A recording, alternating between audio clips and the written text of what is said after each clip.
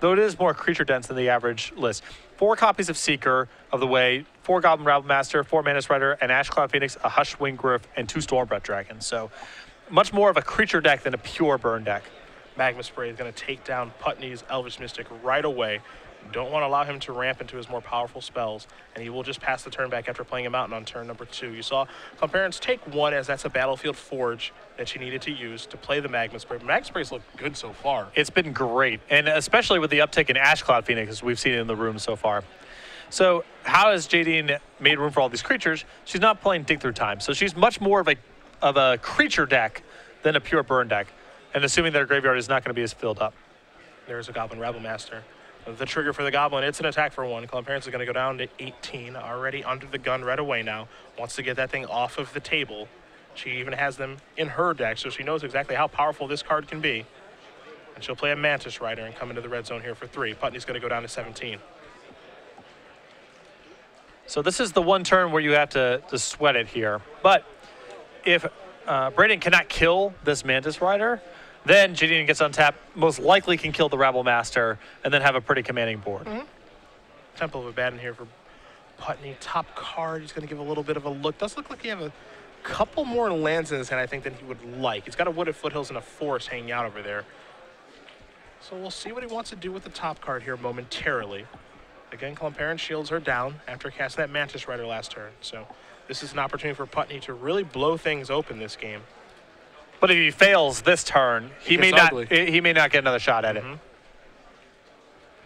And taking a look at Putney's deck list, you know, he's got the Rabble Masters, 3 of those, 3 Courser of Crewfix, 4 copies of Pelucranos, 3 Stormbreath Dragons, 2 copies of Arbor Colossus. He's got removal, as here's another Rabble Master, and 4 Lightning Strikes, 2 Stoke the Flames, and 2 copies of Crater Claws. So if Braden can't kill the Mantis Rider, this may be the next best thing, which this may just force Jadine's hand on a block. Yeah. Now, of course, one of those Rabble Masters will not be allowed to attack. It does not have haste. But here is an attack, and of course the Rabble Master that is attacking is a 5-power creature. So Jadine has the option of trading her Mantis Rider with the Rabble Master that's attacking, or just eating one of these Goblin tokens. And a lot of this just has to do with exactly how is Jadine's hand composed. I could see blocking a token or blocking a Rabble Master being correct, depending. And she's going to trade with the Rabble Master, so 3 damage is going to come across. Klomparens will go a little bit lower, down to 14, as she will draw a card for the turn. There is a land as a Flooded Strand, but she's certainly in some trouble here. She's going to need a removal spell for that Rabble Master, or it will run away with the game. We all know that. I mean, her hand's nothing but spells, it looks like, so I would have to imagine she has some sort of answer. If it's something like Anger of the Gods, that's great for her, but if she's only killing the Rabble Master, these tokens are still problematic. That's what makes the card so tough. You can kill the Rabble Master and still lose the leftovers. Jadine going to sacrifice the Flooded Strand, go down to 13. One of the things about this Jeskai aggro deck is even though it does have good mana and very powerful cards, it does deal itself a little bit of damage between these Battlefield Forges, Shivan Reefs, and Fetch lands. It plays a lot of pain lands. Yeah. Because it needs to have red mana on turn 1. Once you have Magma Spray in your sideboard, you had to be able to produce red mana on turn 1. Hardcast Stoke the Flames, which she has to pay a life to cast, so she dealt herself just 2 points of damage that turn, cracking the Fetch land and then casting the Stoke the Flames. Yep. Putney going to draw very quickly, play a Wooded Foothills attack here for 3, and I don't know if he has a follow-up. Looks like he doesn't, so Jadine is getting out of this alive, maybe. Yeah, his hand's at least 2 lands. I don't know what the third card is, but... There is Mantis Rider. It's an attack for 3 in the air. Putney's going to go down to 14. He's going to sacrifice the Wooded Foothills to go down to 13 and get a land out of his deck. Yeah, he just needs like one big haymaker. Yep, exactly. But a lot of his other draws are becoming less and less significant. Yeah, Carlo Xena goes to Reveler, for example. Very bad now in this position. But there are also heavy hitters like Sarkhan the Dragon Master right now. You know, Pelucranos, Stormbreath Dragon, Arbor Colossus, stuff like that. There are definitely some big hits, but there are also some big misses. Yeah. See what the draw is. Looks like a copy of Pelucranos. That's not bad. Pelucranos is just a very good threat against these decks. They can't really play Chain of the Rocks anymore because there's just no mountains. And so 5 toughness is a big problem. There is Pelucranos. Now the question, of course, is do you attack with these Goblin tokens or not? Because you're able to push through 2 points of damage, but you lose a creature, because there's a forest. looks like the answer is no here for Putney, so Klomparens is going to untap and draw a card. If his deck doesn't really have any sort of burn element to it, then I guess it has Stokes and Lightning Strikes potentially. It's close. I think it's probably correct to not attack there, but it's real close. Attack for 3 in the air is going to put Putney down to 10 from the Mana Strider. 2 mana here. Suspension Field's going to take care of Pelucranos. So now Putney's going to have to draw another good one as Mana Strider is standing tall on this battlefield. It looked like it may have been a Storm Breath Dragon, but did not get a great look at it. And it does look like it is a Storm Breath. Now, of course, there is a card like Disdainful Stroke, which you have to be a little bit concerned about, but I think if you're Putney, not really a lot you can do if she has it. Not a lot you can do, and no copies of it in Jadine 75. But again, this is what kind of makes playing against this Jeskai aggro deck difficult, is because everyone's build is different. Oh, there's a lot of room for variation. I mean, Jadine's list is very different from the one we saw Dave Shields playing in round 1. 4 dig through time versus 0 dig through time, and all the cascading consequences that kind of decision has. That's a lot of variation. Stormbreath Dragon is placed onto this stack here by Putney, and it is going to resolve, and it looks like everything's going to come into the red zone now. Well, the Stormbreath can't block, so. A little surprised to see it hanging back on defense, as you mentioned. I mean, Stormbreath can block. Oh, excuse me, yes. Yeah. The thing is, Mantis Rider can't block the Stormbreath Dragon, yeah. So now I think that Putney maybe is turtling up a little bit here with the fear of, okay, if I attack with my Stormbreath Dragon, she attacks me for 3, I go down to 7, I get burned out here. Well, it's pretty hard to get burned out from 7 against 4 mana. Sure. It needs to be something like land plus charm plus lightning strike or some other weird sequence. Saw Ash Cloud Phoenix get cast and just pass the turn back. Sylvan Curie added to the draw. Do note Putney has necessary mana here to monstrosity the Stormbreath Dragon. Maybe that was the plan here, is he's going to say, I'm going to attack her down below 7, sit back with my Stormbreath Dragon, monstrous it, the Mantis Rider can't block it, and that's a kill, even though it's unlikely Jadine kills on the way back. But now, the Phoenix complicates this significantly. Sure.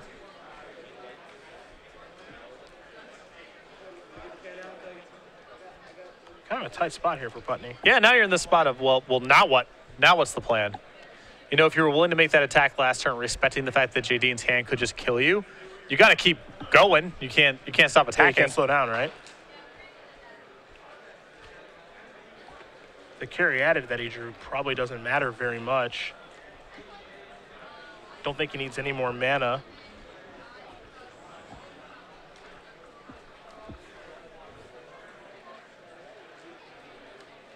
And so the big question here is, am I supposed to monstrosity now, or am I supposed to wait? Of course, because when you're playing against a deck like Jeskai, they can have instant speed removal spells and stuff like that. So, you know, you want to maximize the amount that Stormbreath Dragon can do, and it looks like he's able to do that right now. So now he's able to deal some damage, and now Jadine's going to block. So the Phoenix is just going to block here. It's going to get turned face down, and Putney's going to pass the turn back, and basically hope he doesn't die this turn. Yep. Which he was basically in this spot the last turn also. Klomparens will draw a card. You see Suspension Field in the grip, but that's not going to do it against Stormbreath Dragon, given that it does have protection from white, and it looks like she's going to pack it up and pack it in. So Braden Putney is going to win game number 2 here, as Jadine's going to, of course, reveal the morph, as you do have to. Putney, of course, knew it was Ash Cloud Phoenix, but it is within the rules. So Putney does tie things up here, and we'll head to a third game. And now we can take a look at the sideboards here, which we weren't able to do before. You see Jadine is immediately going back to the box and changing what she has. So what is she probably looking at here? Well, she has 2 copies of Prognostic Sphinx in her sideboard. She actually just reached both of them. Not surprising. If they weren't in her deck to begin with, actually, it's hard to see exactly what's being swapped in and out here if those Prognostic Sphinxes are coming in. 2 copies of Magma Spray, 2 Negates, a Harness by Forts, 3 Suspension Fields, 3 Anger of the Gods, 2 Hushwing Gryphs to go along with the 1 in the main deck, and then the 2 Prognostic Sphinxes. So, I mean, if she wants a blocker that lines up better against Stormbreath Dragon, then Prognostic Sphinx would be the card, but I don't know if that's how she's sideboarding. Take a look here at Putney's sideboard here really quick. 2 copies of Setessan Tactics, 2 Unravel the Eighth, a Chandra Power Master, 2 Nylea's Disciple, 2 Xenagos the Reveler, 2 Harnessed by Force, 2 Anger of the Gods, a Xenagos God of Revels, and an additional copy of Stormbreath Dragon. Wouldn't be surprised to see the Dragon after sideboard brings him up to the full 4. Where we go from there is actually kind of interesting. You know, Setessan Tactics, is a card that can play a role in this matchup depending on how the game goes. It's really risky to play something like Setessan Tactics against a deck that doesn't need to generate that many creatures and can also play at instant speed against the Tactics with things like Lightning Strikes and Jeskai Charms and so forth. So there's spots where Setessan Tactics can be good, but I think it's very dangerous to bring in. I think you can say the same thing about Anger of the Gods, too. There are spots where that card will be good since it does clean up Goblin Rebel Master, Seeker of the Way, Mantis Rider, but there will also be spots where it kills your mana accelerants. I think Anger of the Gods is still worth having in, especially now that you've seen Ashcloud Phoenix as well. I think there's enough going on. Anyway, loves the Phoenix. Flying is very good right now. Yeah. Flying and the fact that it doesn't really die either. It's tough to kill. Yeah. Pretty nice card. Again, you mentioned that Klomparens did top 8 with this deck a couple weeks ago at our first Open Series event with Concept Tarkir when we were in New Jersey. A more creature-dense build than the other ones. I think that her initial build was much more of a Seeker of the Way build. When you have things like Titan Strength and God's Will, you can have some really powerful turns. So Seeker of the Way is still good in this list. There's plenty of spells, obviously, but she's not as all in on it as she was in New Jersey. Yeah, does she have the God's Ways or the Titan Strengths? No, none of that. Just fully gone? Okay. 3 Mammoth Jet, 4 Lightning Strike, 4 Stoke the Flames, 4 Jeskai Charm, 2 Banishing Light, and 2 Sarkhan is the spell slot. No Dig Through Time is a little curious. Well, once you add more and more creatures to the list, your Dig Through Times get worse and worse. That's true. That's true. To me, it's either 4 or 0. Those are the only numbers that make sense. I agree with that. I don't like a 2 split. Because if they're playing digs, you get them all in there. Right. No argument there. I can buy 0 and I can buy 4, but I can't buy 1, 2, or 3. I don't want to buy 0. Right. You cannot sell me 0 Dig Through Times. It's the second most logical number after 4. Yes, this is true. Yeah. This is true. Klomparens going to be on the play here for game number 3, taking a look at her opening hand right away. See, Putney has at least a Rabble Master in his grip, so we'll see if either player wants to keep this hand. Looks like the answer is yes. So Temple of Triumph is where Klomparens will start. Take a look at the top card. You can already see she has a Mantis Rider in her hand. Top card's going to stay on top before passing the turn back over to Putney. Putney will play a Forest. No mana accelerant. So we go back to Klomparens, who will draw and play a Flooded Strand before passing the turn back. A Mountain. And you can see that Putney has a Lightning Strike at the ready for whatever creature. Yeah, both players just kind of staring at each other and saying go for now. Yeah. Flooded Strand's going to get sacrificed here. Klomparens going to go down to 19. And it is tough playing these threats into open mana because of Rabble Master, especially Jadine's deck with all sorts of haste creatures, you don't want to be tapped out and taking the first Mantis Rider hit or the first Rabble Master hit. This is actually part of the reason that Brad Nelson and Team Revolution actually moved towards playing Hordling Outburst, is because this exact situation came up a lot where, okay, I'm going to play a Rabble Master, I'm going to play a Mantis Rider, you're going to kill it, and you're going to be able to move along appropriately. Yeah. And Hordling Outburst blows up that entire plan of, go ahead and kill one of my goblins, I guess, as Jadine does show off a Magma Jet on accident there. Now she'll play a land. It's a Mountain. And I do wonder if she'll cast one of these threats, assuming that Putney does have a copy of Lightning Strike. And she's not going to play anything. Yeah, she's anticipating that Putney's going to cooperate, play something on his third turn, and then the coast will be clear for at least 1 hit. Then you get your shot in, and then you've kind of got them off of the curve that they want to play. And I think that's actually really important, right? Because if you play, let's say Putney plays something and then Jadine plays Mantis Rider, Putney has to probably spend his turn lightning striking and not be efficient with his mana. The problem is that Jadine's shown the Magma Spray, so I think Putney casting the Rabble Master is off the table for this turn. Probably not going to happen. Probably not going to happen. A touch awkward.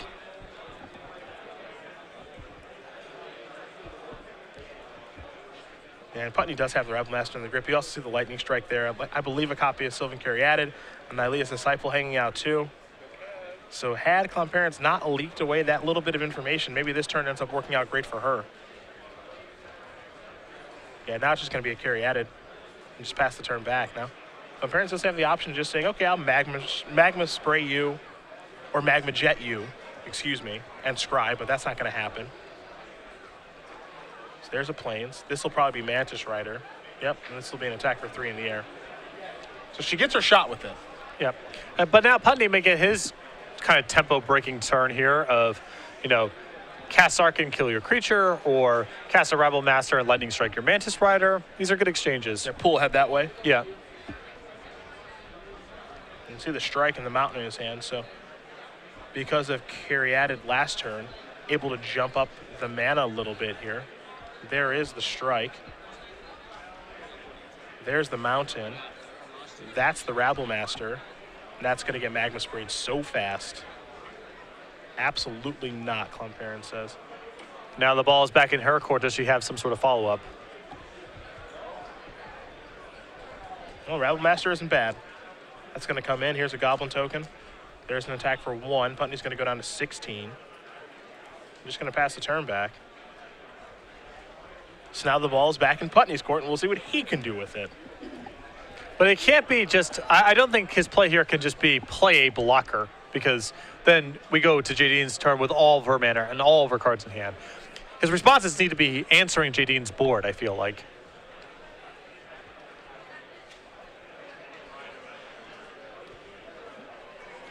Even if his play is something risky like play Sarkin minus and hope that that's good enough, I think he's better served doing that than just casting a blocker and hoping that it's good. I think casting a blocker hoping it's good is just unlikely. It's just, what's Jadine's hand like? And you also know that she has a Magma Jet too. So that rules out some class of blockers to begin with. 2 mana here for Putney. Another copy of Sylvan Caryatid. That's a second creature, and you can see he does have a copy of Stoke the Flames in hand. So does have the ability to actually convoke this on the Rabble Master if you'd like. Klomparens will sacrifice a Flooded Strand on the upkeep here. Go down to 18 in the process.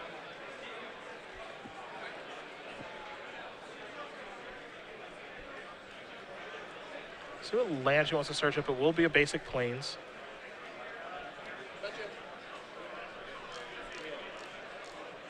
And after she does shuffle and present, she will of course draw a card, and we'll see what she's able to find on this turn of the game, and she can continue to push her advantage with this Rabble Master.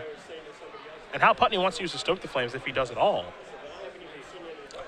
I imagine he does. I mean, the only harm can come by allowing a Rabble Master to go unchecked for another turn.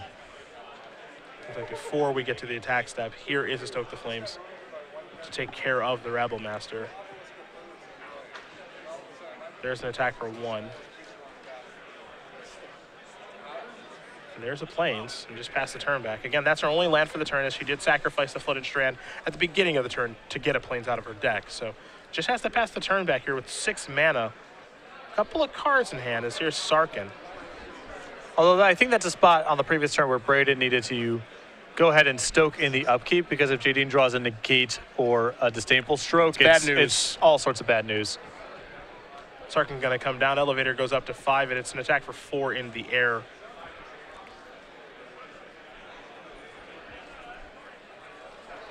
Braden, though, has done a very good job of, managing this game on a strategic level. I think so. He's timed his spells very well, and now he has a Sarkin on a pretty good defensive board.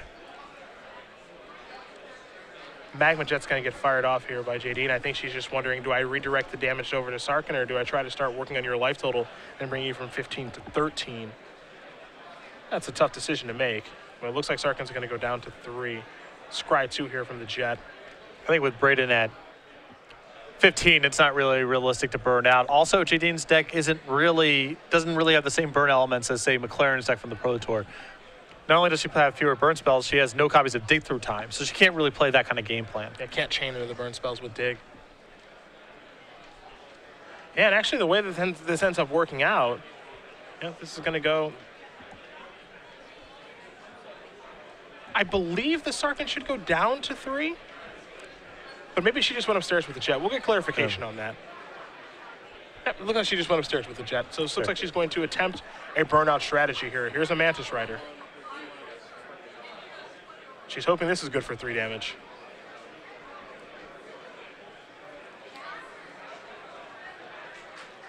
So here's the attack.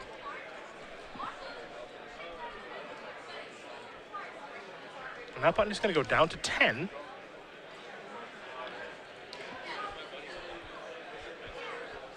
Putney going to draw. And you can see Nylea's Disciple. It's going to mess everything up. It's going to mess this whole sequence up.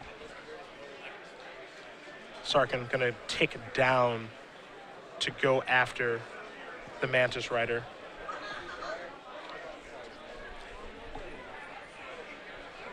Here's 4 mana. Yep, there's a Disciple. Again, because Jadine's deck is so focused on creatures and burn, counter spells are very unlikely from her. Yeah. And so that means that the Disciple is going to be good to go. Only 2 negates in her 75. Disciple will gain 4 life, and this is going to kind of mess up the race here for Klomparens. As Putney does go up, to 14. Now Sarkin's going to bite the dust from a burn spell. Jadine will draw a card. But once you get into this stage of the game, you know, draw step to draw step, Braden's deck is so much more powerful. Especially when he has a backup Sarkin, and you're wasting your resources on that Sarkin, and he says, well, I have another one, so it doesn't really matter. Play this. And Jadine had to use a Stoke the Flames on a Sarkin that was at 2. Right. That was the other thing, too. Now Sarkin's going to go back up to 5, attack her for 4, and now she's got to deal with this Planeswalker threat again. And realistically, she has to hope that just Putney just bricks off a bunch. Even then, I mean, Jadine may not be able to beat the board from this stage. Yep. There's a mountain. Klomparens is going to have to pass the turn back over to Putney. Putney's going to untap and draw, and I believe his last card in his hand is a copy of Crater's Claws. He's combo with Sarkin. It is a combo with Sarkin. There is a chump block. And this is a Crater's Claws. That is going to do it. Braden Putney is going to win this match over Jadine Klomparens. 2-1, and for Putney and his Greater Monsters deck, a deck that we haven't seen a ton of. It doesn't really get all that much press given what happened at the Pro Tour. It's a pretty nice win for him. I think this is sideboarding plan here, and the matchup against just